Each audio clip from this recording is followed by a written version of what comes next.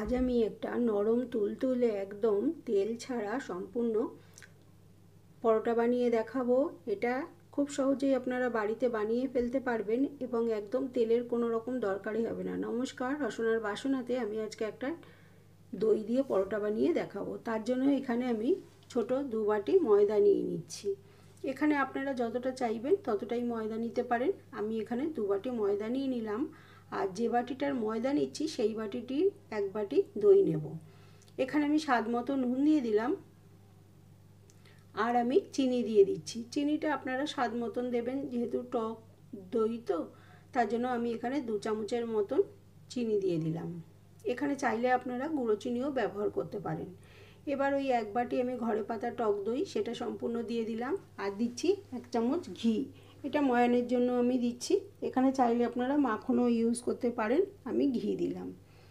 এবার এটাকে আমি ভালোভাবে মেখে নেব। যদি প্রয়োজন হয় তবে জল দেব, যদি প্রয়োজন না হয় তাহলে জল দেব না। জলটাকে একটু গরম করে নেবেন, তাহলে খুব ভালো হবে। ঈষদুষ্ণ গরম জল দিয়ে মাখবেন। আমি এটা আগে দই দিয়ে ভালোভাবে মেখে নিই। যদি জলের প্রয়োজন হয় তবেই জল দেব, তবে এখানে জলের প্রয়োজন হবে না, যেহেতু আমি 2 বাটি ময়দা নিয়েছি আর ওই একই বাটির আমি দই দিয়েছি, সমপরিমাণে দই দিয়েছি, তার জন্য এখানে কোনো রকম জল দিতে হবে না, সম্পূর্ণ দই দিয়েই এটা মাখা হয়ে যাবে। এটা কিন্তু একদম নরম তুলতুলে হবে, বাচ্চা থেকে বুড়ো সবাই খেতে পারবে, তাদের খেতে কোনো রকম অসুবিধা হবে না এবং পরোটাটা খুব হেলদিও হবে, যেহেতু এটা একদম বিনা তেলে আমি বানাবো। ভালোভাবে এটাকে আমি মেখে নিচ্ছি। এটাকে একটু চেপে চেপে মাখতে হবে, যেমন আটা মাখা হয় সেরকমভাবেই মাখতে হবে। আর এর মধ্যে আমি কিছু দেব না।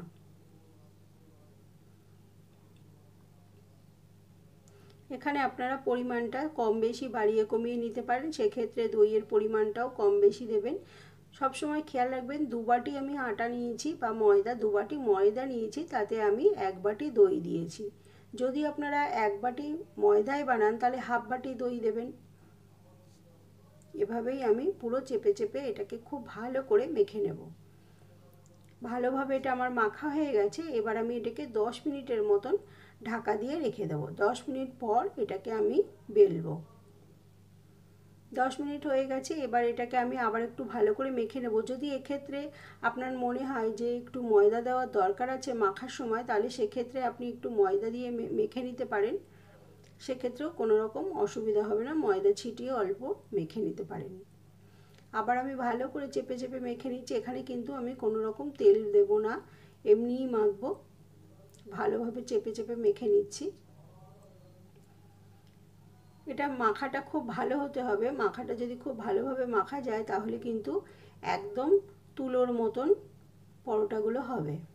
আমি দেখুন ছোট ছোট লেচি করছি। এখানে চাইলে আপনারা যদি মোটা করতে চান, আমি খুব পাতলা পাতলা বানাবো, যদি মোটা করতে চান তাহলে একটু মোটা মোটা বেলতে পারেন। আমি এখানে আটা যেরকম লেচি নেওয়া হয় সেরকম ছোট ছোট করে নিচ্ছি। এখানে আমি 6টা লেচি করে নিচ্ছি। 6টা লেচি করে নিয়ে এটাকে এবার আমি বেলে নেব।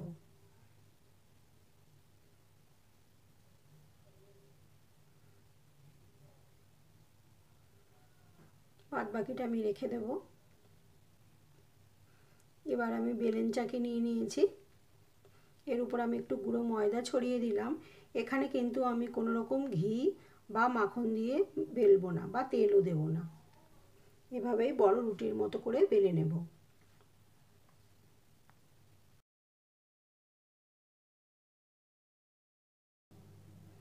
এটা কিন্তু সম্পূর্ণ ময়দা দিয়ে বেলে নিতে হবে।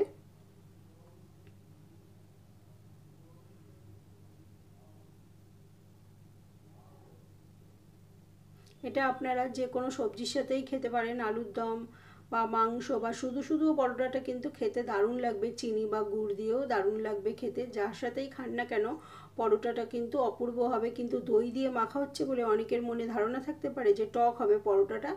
একদম বিশ্বাস করুন, আমি বানিয়ে খেয়ে তবেই আপনাদের দেখাচ্ছি, একদম কোনো রকম টক লাগবে না এবং এত নরম হয়েছিল, মুখে দেওয়ার সঙ্গে সঙ্গে মিলিয়ে যাচ্ছিল। এভাবে একবার যদি বানিয়ে দেখেন, এখানে কোনো রকম সোডা ইউজ করিনি, কিচ্ছু ইউজ করিনি, আমি সামান্য একটুখানি ঘি দিয়ে দিয়েছি। দিয়ে এবার উপর থেকে ময়দা আমি গুঁড়ো ছড়িয়ে দিচ্ছি, দিয়ে এটাকে ফোল্ড করে নেব।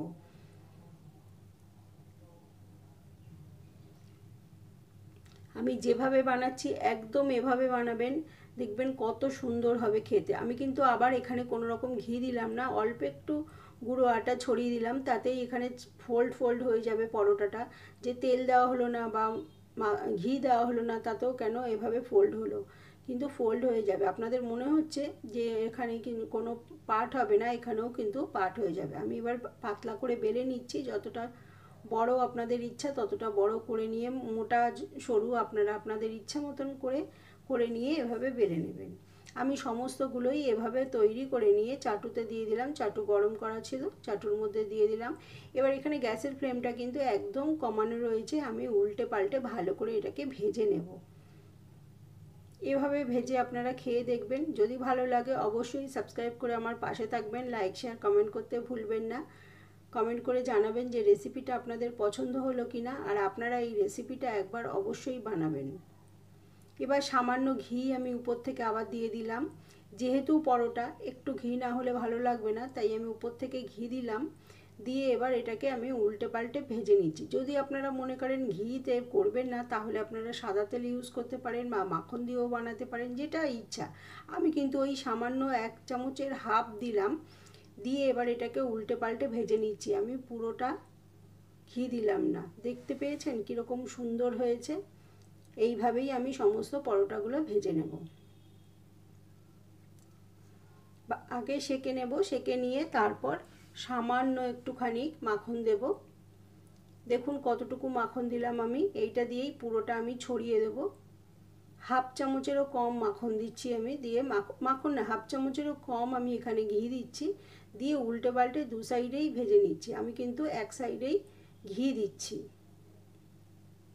ভুল করে মাখন বলে ফেলেছি, মাখন না, ওটা ঘি দিয়ে ভাজছি আমি। এইভাবেই সমস্তগুলো বানিয়ে নেব, আর সঙ্গে সঙ্গে খেতে পারবেন বা রেখে দিলেও কোনো রকম চামড়ার মতন হবে না। এত সফট হয়েছিল যে না বানালে আপনারা বুঝে উঠতেই পারবেন না, এত সফট হয়েছিল। হাতের মুঠোর মধ্যে একদম চলে আসছে, আর এত নরম, দেখুন কীরকম পাট পাট হয়েছে। এটা ছিঁড়লে পর অনেকগুলো পাট বুঝতে পারবেন আপনারা। আজকের রেসিপিটা তবে এই পর্যন্তই। সবাই খুব ভালো থাকবেন, সুস্থ থাকবেন। আবার দেখা হবে অন্য কোনো দিন অন্য কোনো নতুন রেসিপির সাথে। তবে পরোটাটা কিন্তু অবশ্যই একবার বানাবেন, বানিয়ে আমাকে কমেন্ট করে জানাবেন।